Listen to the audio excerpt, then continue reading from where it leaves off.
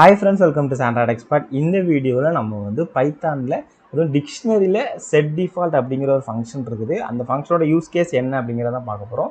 அதுக்கு முன்னாடி வீடியோ பார்த்துட்டு இருக்கிற நீங்கள் நம்ம சேனலை சப்ஸ்கிரைப் பண்ணலைன்னா மறக்காமல் சப்ஸ்கிரைப் பண்ணிவிட்டு இந்த வீடியோ பாருங்கள். ஏன்னா நம்ம சேனலில் வீடியோ பார்க்குற நிறைய பேர் சப்ஸ்கிரைப் பண்ணாமல் பார்த்துக்கிட்டு இருக்கிறீங்க. ஸோ நீங்கள் சப்ஸ்கிரைப் பண்ணால் தான் நம்மளுடைய சேனலுக்கும் அது ஒரு பெனிஃபிட்டாக இருக்கும். ஸோ அதை ஞாபகத்தில் வச்சுட்டு நீங்கள் கொஞ்சம் சப்ஸ்கிரைப் பண்ணிங்கன்னா நல்லாயிருக்கும். ஓகே, ஸோ இப்போ நம்ம வந்து இந்த செட் டிஃபால்ட் அப்படிங்கிற அந்த ஃபங்க்ஷனை பார்க்குறதுக்கு முன்னாடி நான் வந்து உங்களுக்கு ஒரு எக்ஸாம்பிள் சொல்கிறேன்.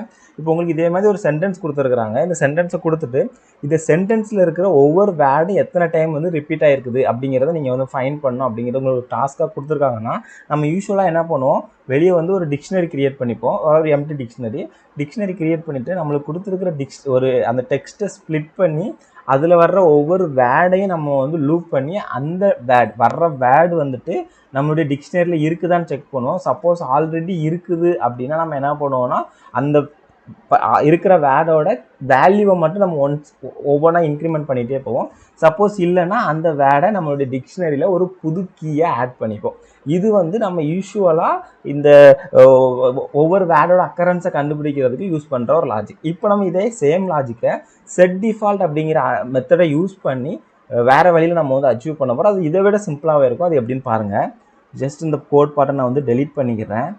டெலீட் பண்ணிவிட்டு நான் இப்போ என்ன பண்ணுறேன் அப்படின்னு சொல்லி பாருங்கள். ஜஸ்ட் நம்மளுக்கு வந்து கவுண்ட்ஸ் தான் நம்மளுடைய டிக்ஷனரி. கவுண்ட்ஸாக செட் டிஃபால்ட் அப்படிங்கிறது அதுக்கு இன்புட்டாக என்ன கொடுக்கணும், நம்மளுடைய கீயை கொடுக்கணும். ஸோ இங்கே நமக்கு கீ என்னென்னா வேட் அப்படிங்கிறது தான் கீ. ஓகேவா?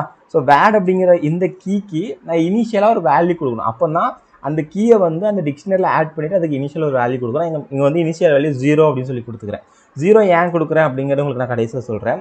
அதுக்கப்புறம் என்ன பண்ணுறேன்னா just counts of word is plus equal to 1 அப்படின்னு கொடுத்துட்டு உங்களுக்கு ரன் பண்ணிவிட்டு நான் உங்களுக்கு எக்ஸ்பிளைன் பண்ணுறேன். அப்போ உங்களுக்கு தெளிவாகவே புரியும்.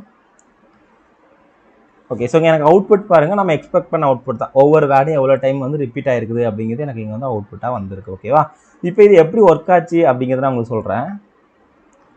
இப்போது நீங்கள் நினைக்கலாம், இது என்ன ப்ரோ நீங்கள் எங்கேயுமே இஃப் கண்டிஷன் போடலை, எதுவுமே போடலை, அப்போ எப்படி கரெக்டாக ஒர்க் ஆச்சு அப்படிங்கிறது நம்ம நிறைய பேருக்கு தோணும். நீங்கள் என்ன பண்ணியிருக்கோம்னா கவுண்ட் ஸ்டார்ட் செட் டிஃபால்ட் அப்படிங்கிற ஃபங்க்ஷன் யூஸ் பண்ணியிருக்கோம். இந்த ஃபங்க்ஷன் என்ன பண்ணோம் அப்படின்னா நம்ம இன்புட்டாக கொடுக்குற ஒரு கீ வந்து ஆல்ரெடி நம்மளுடைய டிக்ஷனரியில் இருக்கான்னு செக் பண்ணும். சப்போஸ் இருந்தது அப்படின்னா அந்த கீயை இந்த செட் டிஃபால்ட் அப்படிங்கிற இந்த எக்ஸிக்யூஷனை கம்பைலர் வந்து அப்படியே ஸ்கிப் பண்ணிடும். ஸோ இந்த கேஸில் நம்ம ஃபார் எக்ஸாம்பிள் இப்போ ஃபஸ்ட் டைம் இங்கே வந்து நம்மளுக்கு வந்து ஃபஸ்ட் இருக்கிற வேர்டு வந்து பைத்தான். இப்போ பைத்தான் வருதுன்னு வச்சுக்கோங்களேன்.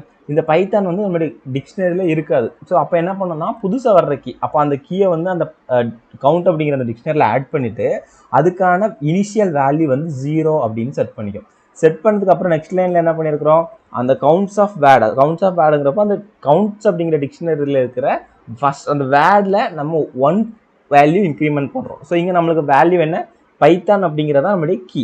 அந்த கீக்கு ஒரு 1 வேல்யூவை இன்க்ரிமெண்ட் பண்ணுறோம். ஸோ ஆல்ரெடி 0 இருக்குது. அப்போ 0 + 1 1 ஆயிடுது. ஸோ அப்போ நம்மளுக்கு வந்து இங்கே பைத்தான் 1 அப்படின்னு சொல்லி வந்துடுது.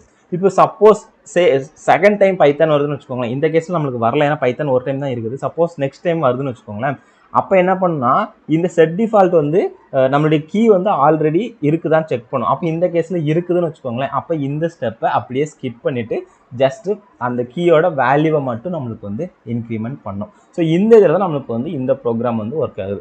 ஸோ இதே சேம் கோடு தான் நம்ம வந்து இதுக்கு முன்னாடி இஃப் எல்ஸ் போட் பண்ணியிருந்தோம். அதை விட கம்பேர் பண்ணும்போது இது ரொம்பவே ஈஸியாக இருக்குது. இது வந்து ஒரு 2 லைன்லேயே நம்மளுக்கு வந்து ஒர்க் வந்து முடிஞ்சு போயிடுச்சு. ஓகேவா? ஸோ இந்த மாதிரி உங்களுக்கு பைத்தானில் நிறைய புது ஐடியாஸ் நிறைய புது கான்செப்ட்ஸ்லாம் தெரிஞ்சுக்கணும் அப்படின்னா கண்டிப்பாக நம்ம சேனலை சப்ஸ்கிரைப் பண்ணி பெல் பட்டனை எனேபிள் பண்ணி வச்சுக்கோங்க. அப்போ தான் நம்ம போகிற ஒவ்வொரு வீடியோட நோட்டிஃபிகேஷன் உங்களுக்கு வந்துகிட்டே இருக்கும்.